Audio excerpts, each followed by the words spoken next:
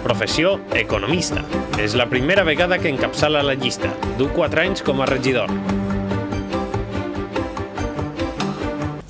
Jo voldria saber si vostè hauria fet, si haguera estat en el govern, els 3 casals que s'estan fent actualment en Silla. Evidentment no.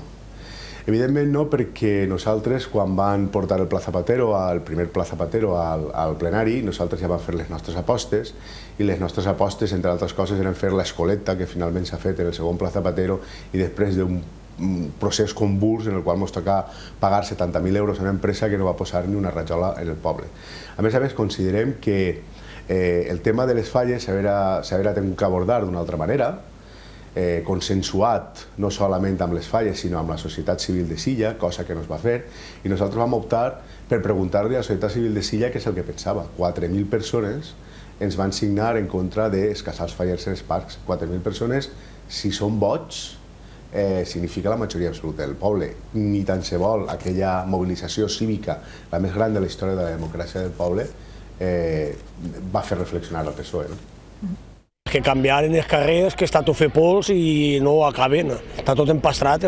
La qual cosa Silla de repente s'ha trobat en una barbaritat d'obres. També és de veres que des del principi, i ja quan veien vindre el problema, li van dir als regidors que tractaren de planificar de la millor manera possible, perquè Silla és un poble ja de per si convuls des del punt de vista del trànsit, i no ho han fet. I la veritat és que la gent està molt farta del tema de les obres i pareix que això no té un final, ¿no? Esperen que s'acabe pronto. Pues la iglesia, que es un peligro como está y deben de reformarla, y porque aparte de que la gente no puede pasar bien por la acera, y eso, que deben de reformarla. A Silla li costa, i a Cadafal, li costa 60 euros al dia. Alhora que en l'anterior legislatura ja va advertir dels problemes, teníem un avantprojecte de la Universitat Politècnica de València on es deia com estava la situació, que era crítica, sobretot per els frescos de Vicente López, que tenen un alt valor patrimonial. Quines són les propostes del bloc de cara als pròxims 4 anys? Nosaltres hem fet ja un parell de propostes. La primera és la rebaixa dels jornals dels polítics. Pretenem estalviar, per exemple, 448.000 euros que ho tenim tassat en 4 anys.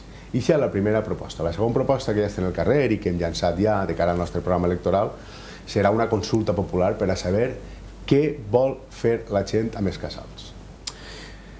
Evidentment, la principal necessitat dels veïns a hores d'ara és el treball.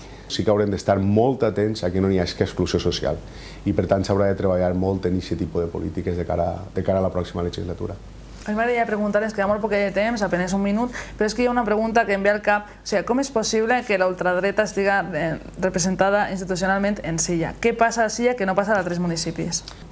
És una excepció dins de la regla general, però en Catalunya ja estem veient exactament les mateixes coses. En Europa ja fa temps que venen passant. I si no se posa solució des del punt de vista de la classe política en Espanya, correm el perill de que l'extrema dreta o la dreta extrema entre les institucions, com ha passat en Silla. Moltíssimes gràcies, Josep Melero, el portaveu del bloc a Silla, per haver-nos acompanyat esta nit. Ha sigut tot un plaer, que vagi molt bé. A vostès, gràcies. Bona nit.